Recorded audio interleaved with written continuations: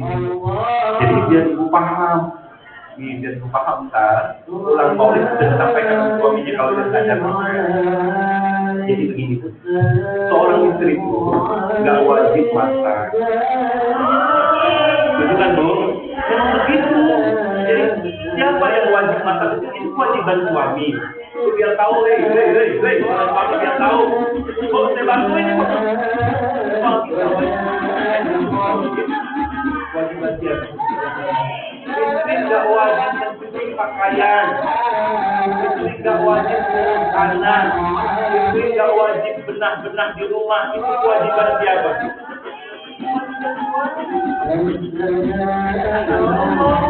Luar biasa kan? Nah kalau suami nggak bisa mengerjakan itu, cari orang untuk mengerjakan itu kan? Siapa yang bayar? Saya bilang, baik kan saya Bob?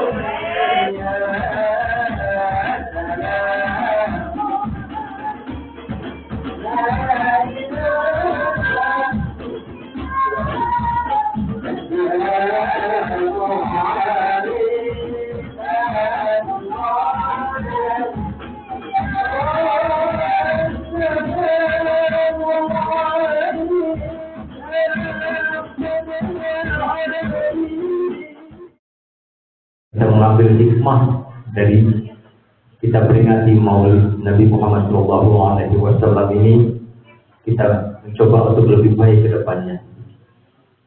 Yang nanti akan disampaikan oleh Al-Mukarram Kiai Haji Muajawid Hayani SAG. Kepadanya waktu dan tempat dipersilakan. Sallu ala Nabi.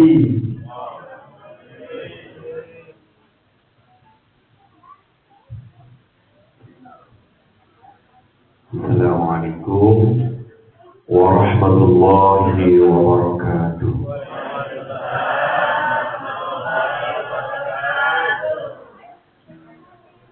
Subhanallah walhamdulillah wa la ilaha illallah wallahu akbar wa la hawla wa la quwwata illa billahi العلي العظيم سبحان الله ولا إله إلا الله والله أكبر ولا حول ولا قوة إلا بالله العلي العظيم سبحان الله ولا إله إلا الله والله أكبر ولا حول ولا قوة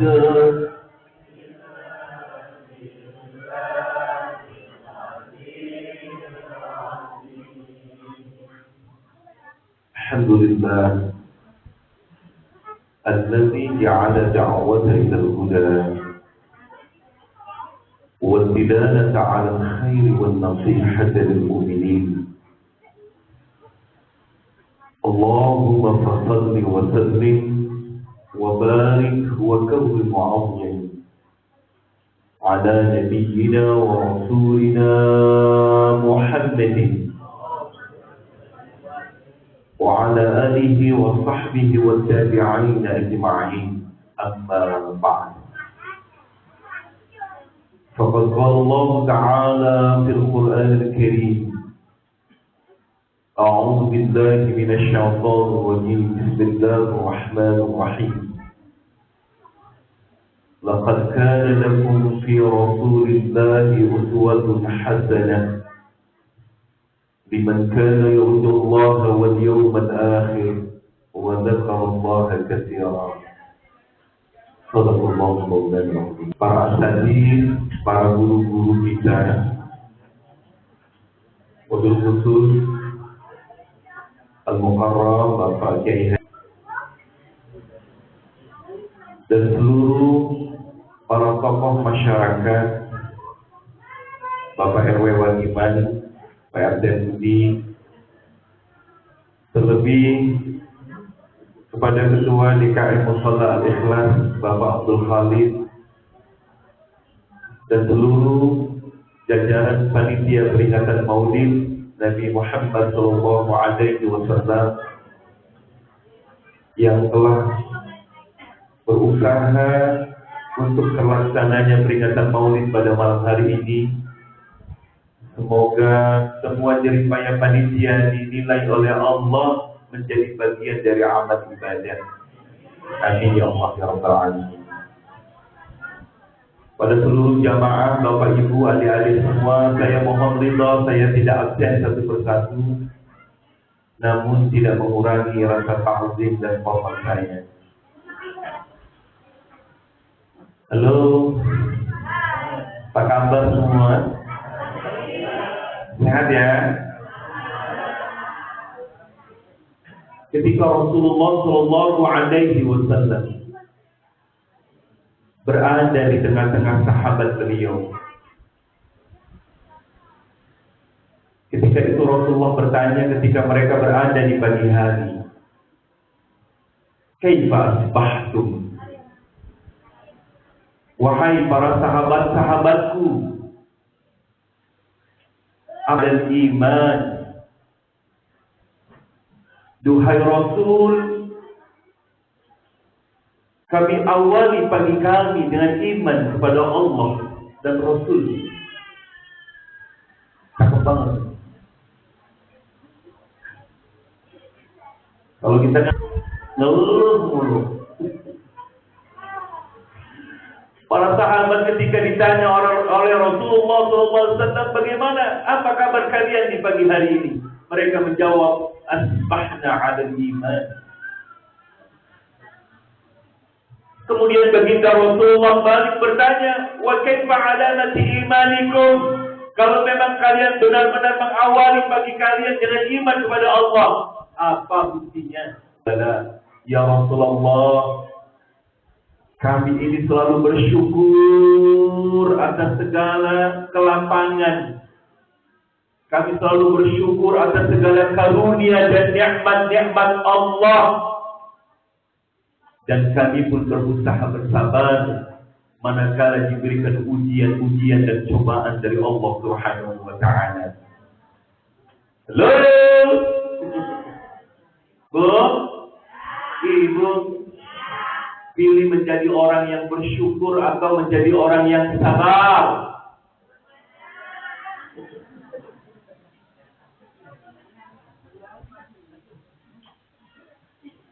Dua-duanya ya, Bu.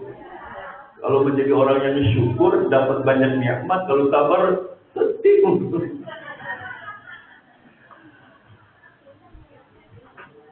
Maka malam hari ini kita kumpul di musalla yang kita cintai ini sebagai ungkapan syukur kita kepada Allah Subhanahu. Kata Imam Ghazali, amma haqiqatu syukri hiya at-ta'ah. Esensi dari syukur itu alhamdulillah. Tapi kelihatan sedih amat mukanya. Masya Allah.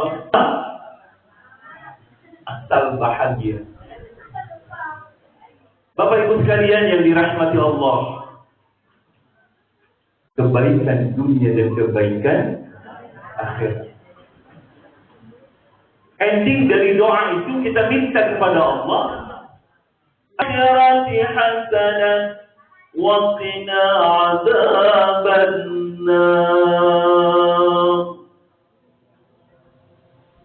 Halo, sedih banget. Bu, minta apa, Bu? Kebaikan-kebaikan dunia dan kebaikan-kebaikan Bahagia dunia, bahagia di akhirat. Yang mau tanya Pak, mendingan, kan kata Rasulullah, manusia itu dibagi 4 bahagian. Ada orang yang bahagia di dunianya, di akhiratnya kebelangsang. Ada orang yang susah, kismin, kebelangsang di dunia, tapi akhiratnya bahagia. Saya mau nanya ibu-ibu, bapak-bapak pilih yang mana? Mending dunianya bahagia, akhiratnya sengsara. Mending dunianya sengsara, akhiratnya bahagia.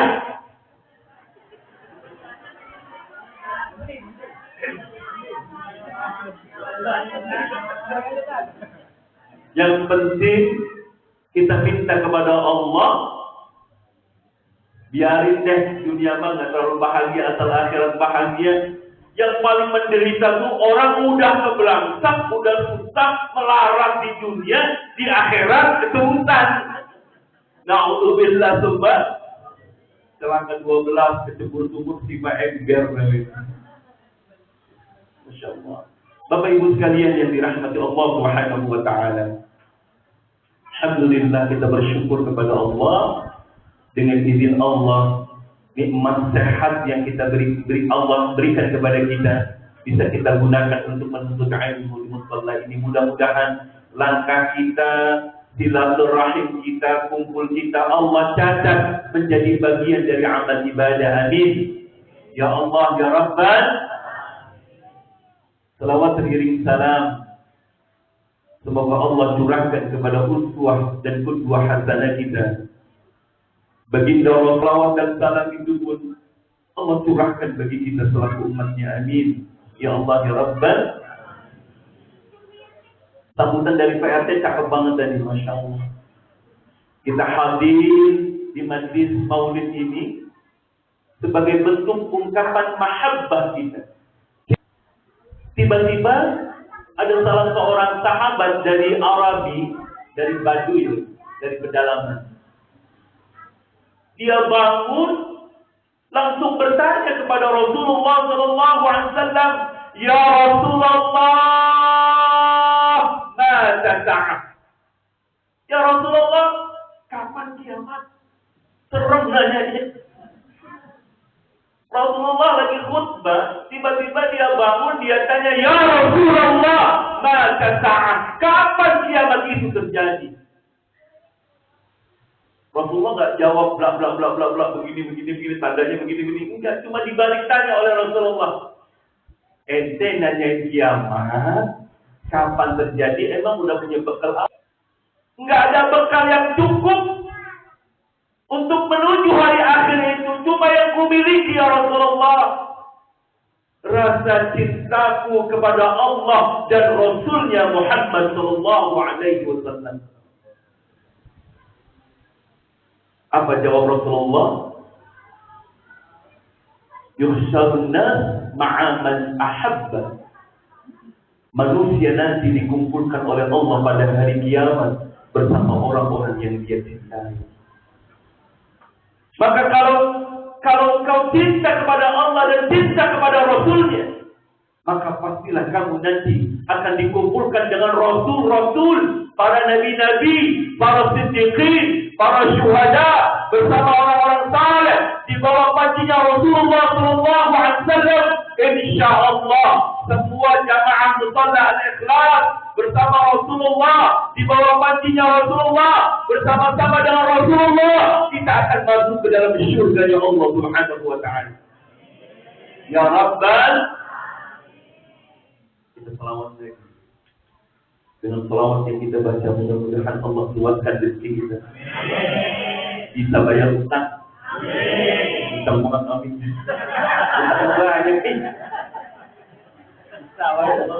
Ibu-ibu biar bisa bayar itu ya, bayar seragam.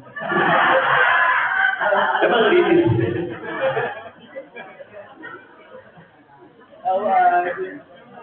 Allahumma shalli wa sallim. Kami mohon hidupkan di istiqamah, mohon وارزقني حسن الخاتمة يا رسول عليك يا رسول الله. Allahumma salli wa sallim wa barik alaihi. Satu salawat yang kita baca akan mengangkat 10 derajat, menghapus 10 dosa. Semoga yang hadir di sini semua insya Allah mendapatkan syafaat dari baginda Rasulullah Sallallahu Alaihi Wasallam. Bapak Ibu sekalian yang dirahmati Allah, tema kita hari ini mantapkan akhlakul karim. Ketika Rasulullah Sallallahu Alaihi Wasallam mendefinisikan sebuah kebaikan, apa sih kebaikan itu? Mahwal bir, apakah kebaikan itu? Bul karimah, alat akhlak yang terpuji, akhlakul mahmudah. Kenapa baginda Rasulullah Sallallahu Alaihi Wasallam mendefinisikan kebaikan itu dengan akhlak yang baik? Karena sesungguhnya sumber dari segala kebaikan-kebaikan itu bermula dari akhlak yang baik. Kok bisa begitu ya? Oh iya. Karena ulama membagi akhlak itu pada 4 bagian. Pertama, akhlak kita kepada Allah Subhanahu wa Ta'ala sebagai pencipta kita. Allah Khaliq, kita makhluk. Allah sang pencipta dan kita adalah yang diciptakan oleh Allah Subhanahu wa Ta'ala. Allah Ma'bud, Allah yang kita sembah. Kita semua abid penyembah Allah. La ma'buda bihaqqin illallah. Dan ini yang harus kita yakini. Tidak ada yang berhak untuk disembah yang sebenar-benarnya kecuali Allah Subhanahu wa Ta'ala. Ketika kita mengatakan La ilaha illallah, la ilaha illallah,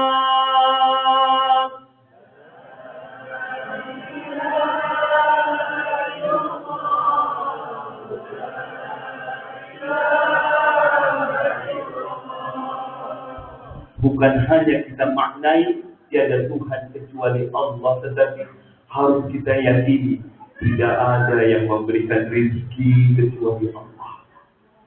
Tidak ada yang menjadi sandaran dalam hidup ini kecuali hanya kepada Allah.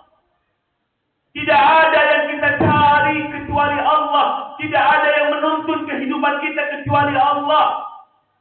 Tidak ada yang kita harapkan kecuali Allah. Itulah makna la ilaha illallah. Halo?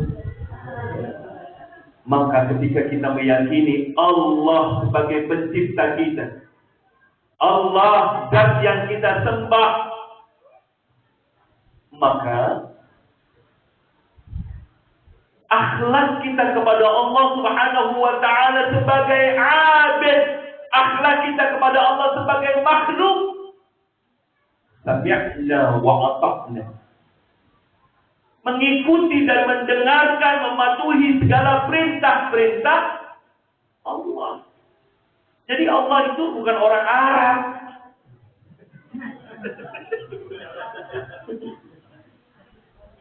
Kalau orang itu kan makhluk. Allah itu Khaliq. Paham gak lo? Masa Allah disamakan dengan makhluk? Allah itu bukan orang Arab, bukan orang Indonesia juga bukan. Bapak Ibu sekalian yang dirahmati Allah, maka cara berakhlak kita kepada Allah sebagai hamba-Nya dengan cara menjalankan segala perintah-perintah Allah dan menjauhkan segala larangan-larangan larangan-larangan Allah. Ini cara berakhlak kita kepada Allah. Halo, Bu, Bu.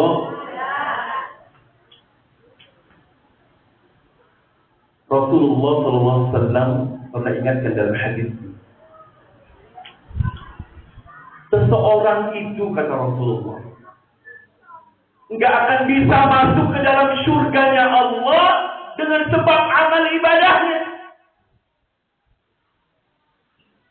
Nggak akan bisa.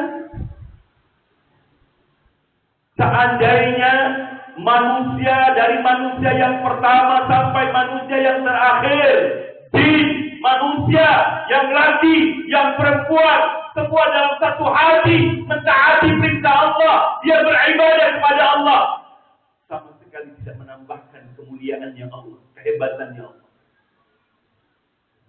Kalau seandainya semua makhluk Allah, jin, manusia, yang laki, yang perempuan, semua bermaksiat kepada Allah, sedikit pun tidak mengurangi kehebatannya Allah. Lalu untuk apa kita ibadah? Man 'amila shalihan falinafsihi.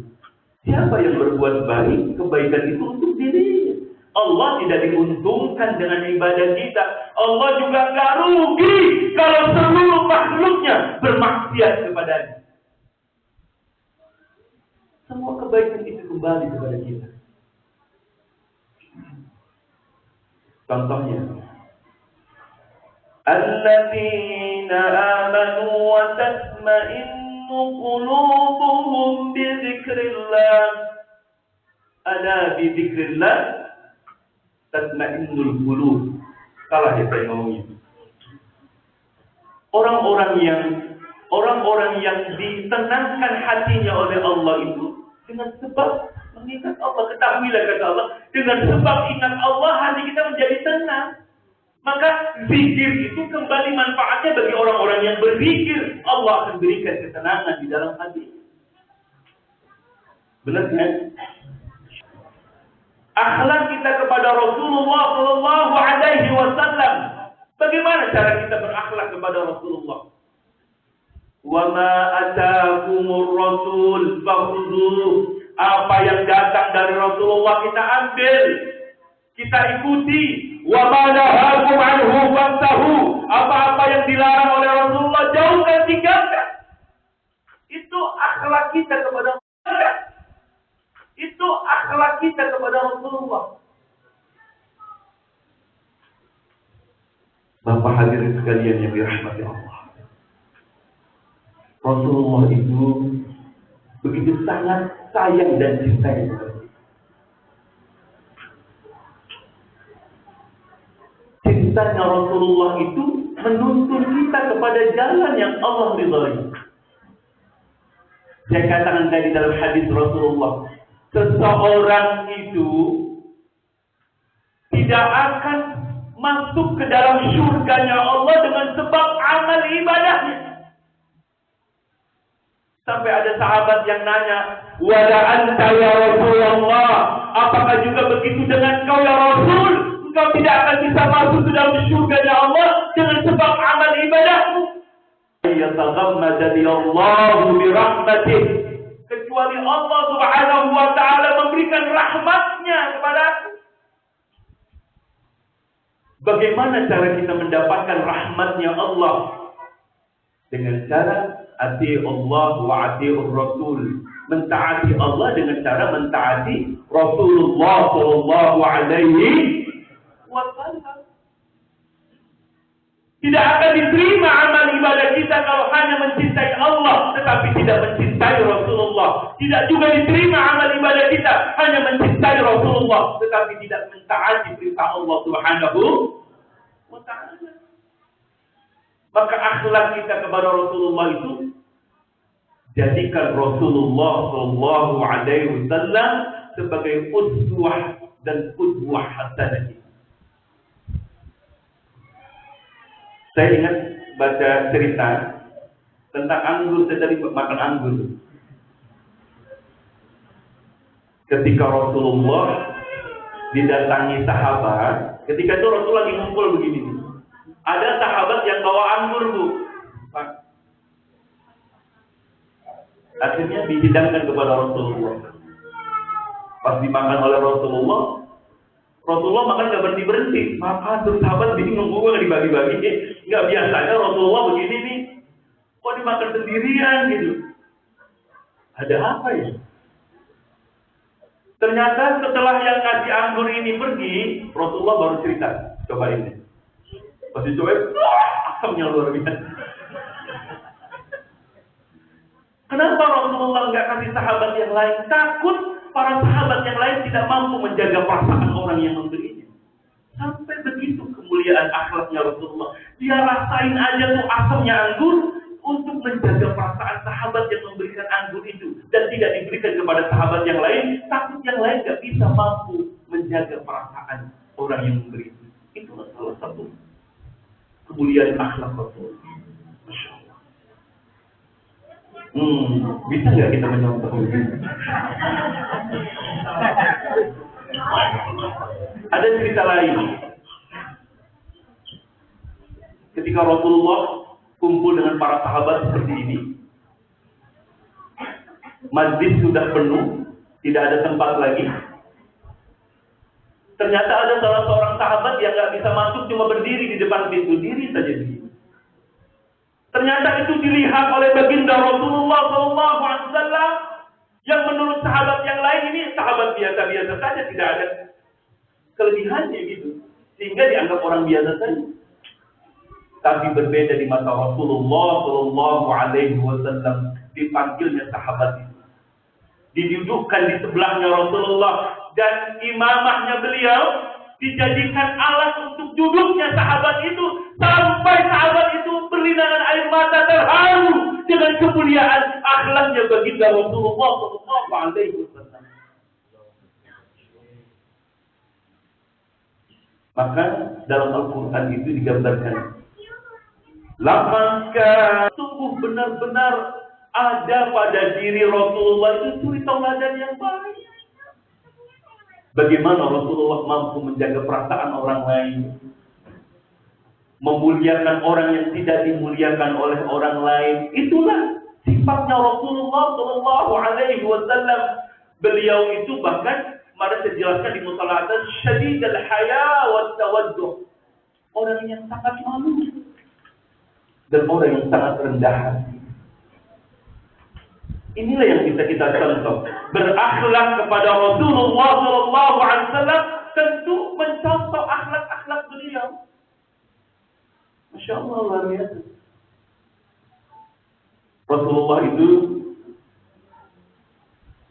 orang yang Masya Allah gitu. Rasulullah itu menjadikan sesuatu, kalau bahasa kita, kalau sesuatu yang diajarkan oleh Rasulullah. Apalagi kalau soal tadi kata Pak RT, bertetangga, menjaga kebersihan, Masya Allah. Bahkan Rasulullah dalam hadis menggambarkan ini. Kamu, kata Rasulullah, punya 3 tetangga. Luar biasa. Ini Pak RT ini. Rasulullah tidak ajar begitu. Kalian punya 3 tetangga. Tetangga yang dapat 3 hak, ada tetangga yang cuma dapat 2 hak, dan tetangga yang cuma dapat 1 hak. Siapa tetangga yang dapat 3 hak itu? Pertama, hak apa yang harus dia dapatkan? Haknya sebagai seorang tetangga. Harus kita berikan. Man kana yu'minu billahi wal yawmil akhir falyukrim jarahu. Siapa orang yang beriman kepada Allah dan hari akhir, muliakan tetangganya. Jauhkan perasaan hasud, perasaan iri. Allah sudah memberikan rizki kita dengan kadar masing-masing. Jangan ngelihat tetangga beli motor baru, dia meriang. Tetangga punya mobil baru, dia yang nggak bisa tidur 4 hari 4 malam. Tetangga jangankan lagi benar salahnya, benarnya aja salah. Karena kata Imam Syafi'i begitu, wa'ainul ridha an kulli 'aibin kalilah. Kalau orang memandang seseorang dengan pandangan cinta, pokoknya udah indah aja, udah nggak ada aibnya, ketutup semua. Kalau cinta sudah melekat, saya kambing tercampur. Sebaliknya, kalau orang memandang seseorang dengan mata kebencian, jangankan lagi tadi salahnya, benernya masih salah, apalagi salahnya. Nah, Rasulullah ajarkan kita, siapa orang yang beriman kepada Allah dan hari akhir, muliakan tetangganya. Ada tetangga yang dapat satu hak, ada yang dapat dua, ada yang dapat tiga hak. Yang tiga hak itu, pertama haknya sebagai seorang tetangga.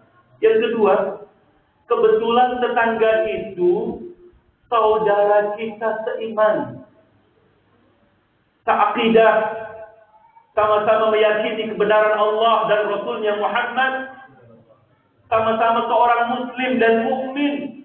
Haknya dua yang harus kita berikan. Yang ketiganya, saudara yang kebetulan tetangga kita itu saudara senasab, encing kita, encan kita, mamang kita. Kalau sini kan banyak pindahan ya. Kalau daerah saya itu di atas, orang Betawi kan memang betah di wilayah sendiri, ngumpul semua di sini. Tiga haknya sebagai saudara senasab, saudara seagama, dan haknya sebagai seorang tetangga harus kita berikan. Ada tetangga yang cuma dapat dua hak yang harus kita berikan. Pertama, haknya sebagai seorang tetangga. Yang kedua, dia saudara kita seiman, seakidah, walaupun nggak senasab. Banyak nih, ada yang dari Jawa, ada yang dari Sumatera, ada yang dari Kalimantan, macam-macam kita kumpul di komplek ini. Semua kita diikat oleh Allah dalam ikatan akidah. Selama kita mengucapkan kalimat La ilaha illallah Muhammadur Rasulullah, itu saudara kita, kata Rasulullah. Jangan kau zalimi, jangan kau keluarkan darahnya, jangan kau aniaya. Seorang muslim wajib memuliakan muslim yang lain.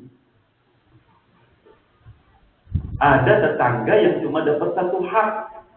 Haknya sebagai seorang tetangga, dia bukan saudara kita seagama, juga bukan saudara senasab. Kebetulan kita punya tetangga non-muslim. Dalam hal muamalah, kerja bakti bareng-bareng. Kondangan, dia hajatan, ya kita datang.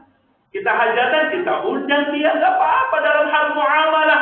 Tapi kalau udah bicara akidah, lakum dinuhum, buat agama, buat agama kuat, kita ibadah masing-masing. Jadi jangan nanti karena nggak enak sama tetangga, toleransi beragama, fatwa majelis ulama mengharamkan kita mengucapkan nakal. Nggak ada itu. Jadi yang nggak urusan, tapi dalam hal muamalah yang harus kita hargai, harus kita muliakan. Karena dia adalah saudara kita, tetangga kita yang harus kita berikan hak. Insya Allah kita bisa pahami karena ini bagian dari ajarannya Rasulullah Shallallahu Alaihi Wasallam. Saya bosan kali ya mau. Ibu, halo ibu. Saya nggak bisa ketawa-ketawa. Saya nggak bisa bercanda-bercanda. Takutnya bete ya. Bete nggak sih? Yang ketiga, saya singkat saja. Hak kita kepada sesama manusia. Apa? Akhlak kita kepada sesama makhluk Allah, sesama manusia. Diajarkan oleh Rasulullah SAW, oleh Al-Quranul Karim. Kita saling berakhlak. Sampai Rasulullah mengajarkan tabassum. Tabassum itu artinya nyengir, senyum. Senyummu di hadapan saudaramu itu adalah sedekah. Masya Allah. Kita mau sedekah nggak punya duit, pokoknya nyengir aja deh, nyengir. Dari sini sampai ke seluruh rakaat, senyum aja senyum. Nggak perlu mau sedekah. Iya. Sampai begitu Rasulullah mengajarkan. Ini bagian dari akhlak. Rasulullah itu Pak, kalau berbicara kepada orang, Rasulullah tatap mukanya. Coba lihat di rawi-rawi.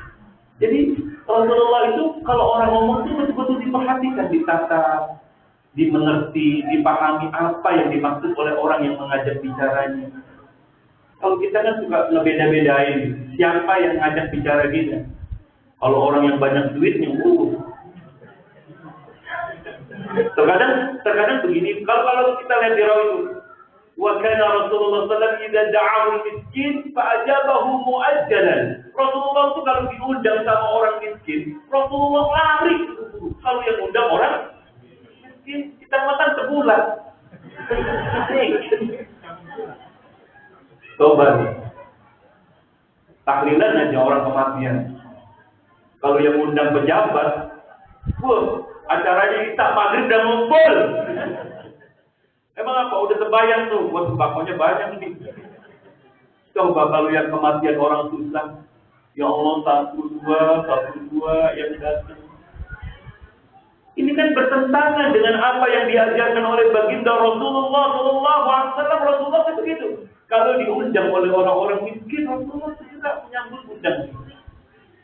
Rasulullah kalau bicara kepada orang, Rasulullah tatap wajahnya. Rasulullah hargai. Rasulullah berikan saran dan pendapat ketika orang itu minta diberikan petunjuk oleh Rasulullah SAW. Dan itu merupakan bagian dari akhlak yang diajarkan oleh Rasulullah, akhlak kepada sesama manusia.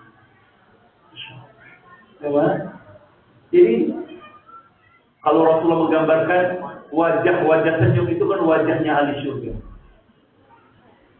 Wajhun malih, bukan malih tong-tong ya. Wajhun malih. Ahli syurga itu wajahnya selalu berseri-seri. Senyum. Kayak ini kita yang di rumah ya Pak. Bu, begitu nggak sama suami?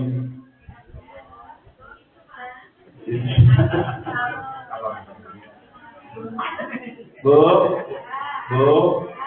ibu.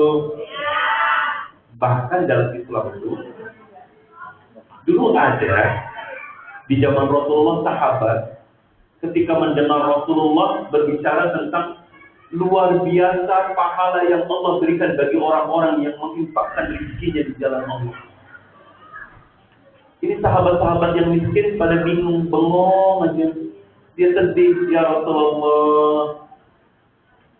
Saya sebetulnya pengen juga sedekah, boro-boro buat sedekah, buat banyak rezekinya bisa membantu Rasulullah. Rasulullah seorang pemimpin yang begitu peka perasaannya. Sahabat yang miskin itu dihibur oleh Rasulullah. Sahabatku, segala apapun kebaikan yang kau lakukan itu bernilai sedekah. Setiap kalimat la ilaha illallah itu sedekah. Wa likulli tahmidatin, setiap kalimat alhamdulillah itu. Sahabatku enggak harus selalu pakai uang. Dengan tahmid, dengan takbir, dengan tasbih, itu pun sedekah. Luar biasa kan Rasulullah. Menjaga perasaan sahabatnya biar gak minder. Tuh kita bisa mencontoh dalam hal kepemimpinan Rasulullah seperti ini. Jadi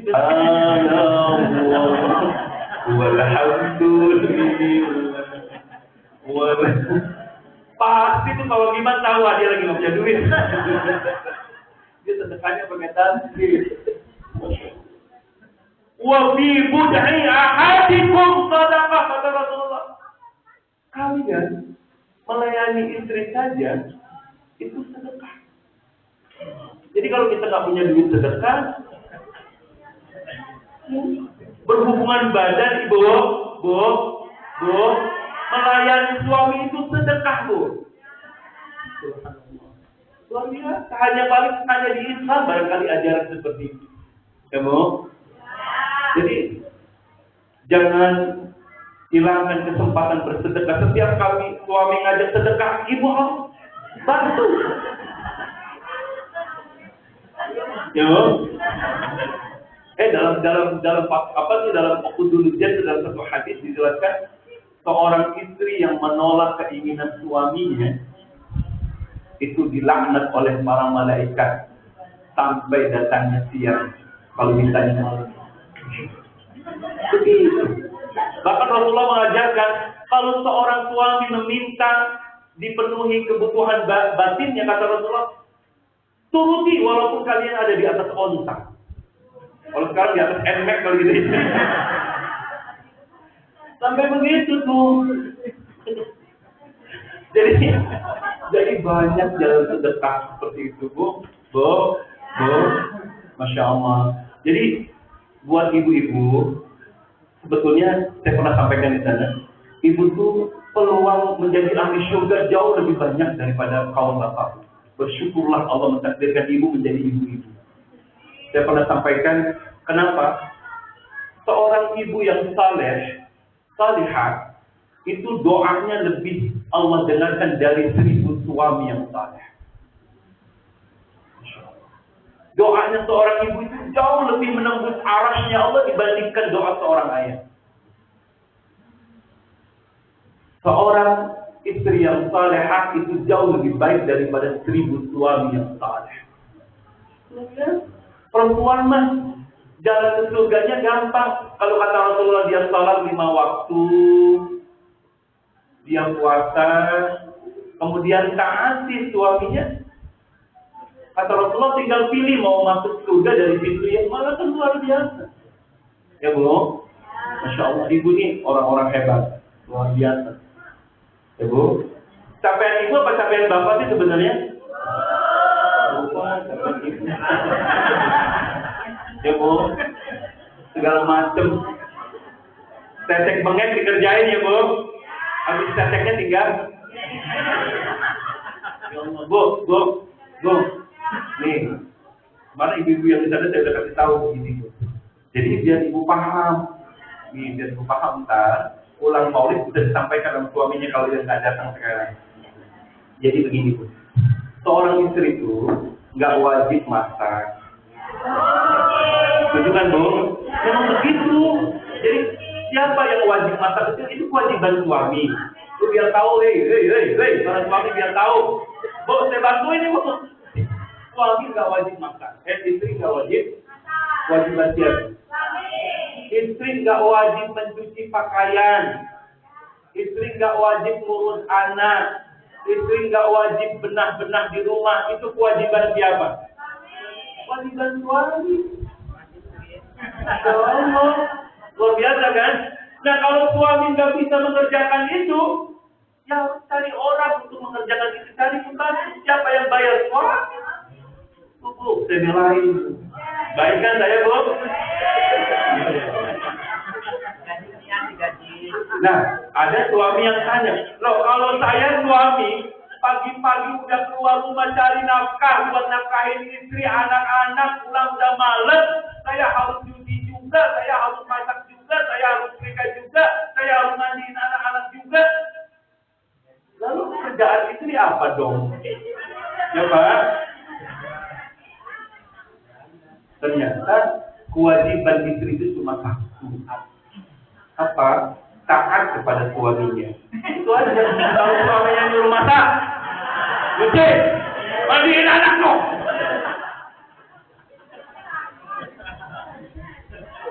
Kan yang disuruh itu sama aja.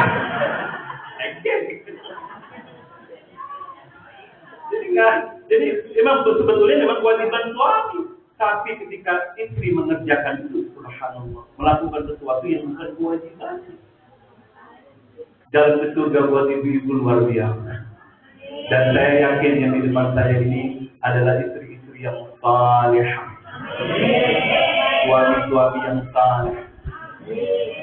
Dan yang terakhir Bapak Ibu sekalian yang dirahmati Allah, kalau kita ingin bersama Rasulullah nanti menjadi ahli syurganya Allah, ternyata ada salah seorang sahabat yang kata Rasulullah, yadkhulu alaikum ahlul jannah. Sahabat-sahabat yang lain nih mau masuk nih sama ahli surga. Sahabat pada bingung. Akhirnya ditungguin gitu kan, datang ke orang. Ternyata itu sahabat biasa-biasa aja gitu. Bukan yang dinilai oleh sahabat yang lain ahli ibadah. Akhirnya semua sahabat yang lain pada diri menghormati karena Rasulullah bilang kepada sahabat yang lain itu calon ahli surga. Pas ditanya apa sih amalannya? Dia bilang, cuma 2 amalannya. Saya berusaha untuk menjaga hatiku. Menjaga hati jangan sampai punya sifat hasad, iri sama orang, benci sama orang. Kemudian wujud bangga diri, takabur, jadi orang yang sombong. Selalu dia pengen dipuji orang, dia pelihara betul hatinya, jangan sampai sakit hati, kotor dengan segala perbuatan saatnya.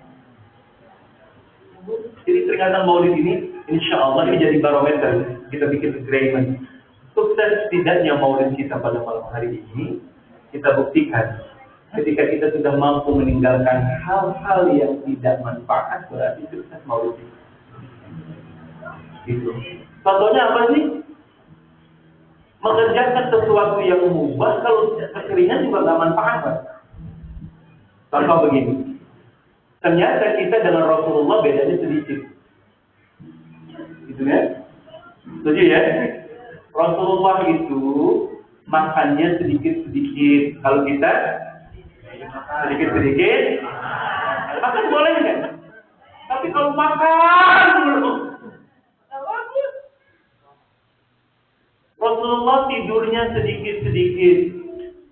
Kalau kita sedikit-sedikit, tidur.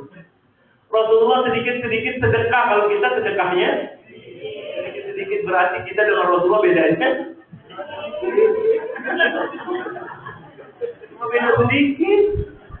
Kita berusaha meninggalkan sesuatu yang gak ada manfaatnya, Bu. Contohnya, Bu, ada tetangga saya, ibu-ibu setiap hari kerjaannya update tetangga. Kalau kata saya sih kurang ajar tuh. Kenapa kurang ajar? Segala jengkol dipoto, dimasukin status, bagi kagak. Ada nggak yang model begitu, Bu? Yang mana orangnya? Saya pengen tahu yang mana orangnya. Ya Allah, lagi ini dipoto, ini status, nggak kamar mandi doang tuh dibikin status. Masya Allah, itu kan sesuatu yang nggak ada manfaatnya. Apalagi kalau ada orang membuat status itu tujuannya untuk ria-ria dan takabur. Tapi ibadah, ya kan? Alhamdulillah bisa tadarus, bisa khatam Al-Quran, Alhamdulillah. Bagus sih kalau ada Alhamdulillah. Tapi mampukah kita menjaga hati kita untuk terhindar dari sifat ujub, sifat ria dan sebagainya? Masya Allah. Buat apa sih nulis status seperti itu? Ada lagi ibu-ibu yang kotak gitu. Kesal sama suaminya, itu di status FB-nya tuh. Semua kejelekan suaminya ditulis di situ. Apa manfaatnya? Orang jajak ini. Allah, Ibu. Halo. Jadi itu dicontohkan oleh Rasulullah. Rasulullah itu mengajarkan min husnil islamil mar'i tarkuhu ma la ya'ni. Dari baiknya keislaman seseorang ketika dia mampu meninggalkan hal-hal yang tidak ada manfaat buat diri. Insya Allah bisa kita amalkan dengan Maulid ini. Insya Allah semakin cinta kita kepada Allah dengan mentaati segala perintah Allah.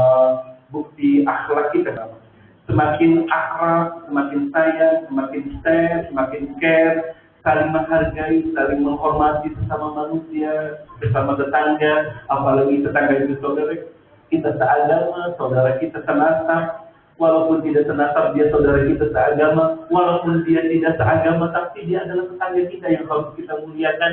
Begitu yang diajarkan oleh baginda Rasulullah SAW. Barangkali itu mantapkan akhlak itu yang kayak begitu. Ya, insya Allah. Dan yang terakhir, Pak Andi yang datang sekarang dilihat nih. Perhatiin, besok kira-kira subuh ada nggak? Kalau sekarang mau banyak orang kalau mau rajin, ya mudah-mudahan besok subuhnya rame ya. Sekolahnya udah bagus seperti ini, gitu kan? Tinggal kita memakmurkan masjid ini. Mudah-mudahan ada manfaatnya. Saya mohon ridho, saya mohon maaf. Tapi ya tak ada rasa atas dia. Dan ada manfaatnya ya. Jadi saya mohon ridho, saya mohon maaf jika apa yang saya sampaikan banyak silap dan kekeliruan. Terima kasih Bapak Khalid, Pak Andi. Dulu ngajinya sama saya yang kecil, muridnya dulu banyak. Alhamdulillah, orang sekarang udah pada punya nama semua. Kalau nggak ada namanya bisa panggilnya. Alhamdulillah udah berhasil semua.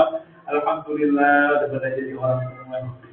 Mudah-mudahan Allah tambahkan barokah dalam hidup kita. Wallahu muwaffiq ila aqwamit thariq. Subhanallahumma wa bihamdika asyhadu an la ilaha illa anta astaghfiruka wa atubu ilaik. Wa sallallahu ala sayyidina Muhammadin wa ala alihi wa sahbihi wa sallam. Walhamdulillahi rabbil alamin.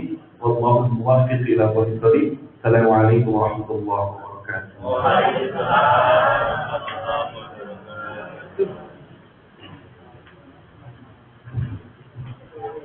Jamaah hadirin yang berbahagia, demikian tadi bersama-sama kita dengarkan wajibul hasanah yang telah disampaikan oleh guru kita begitu luas, panjang dan lebar. Semoga kita dapat mengambil intisari daripada hikmah maulid pada malam hari ini dan kita bisa menerapkannya dalam kehidupan kita sehari-hari. Lebih khusus untuk warga Pangdam 2, semoga kita selalu memberikan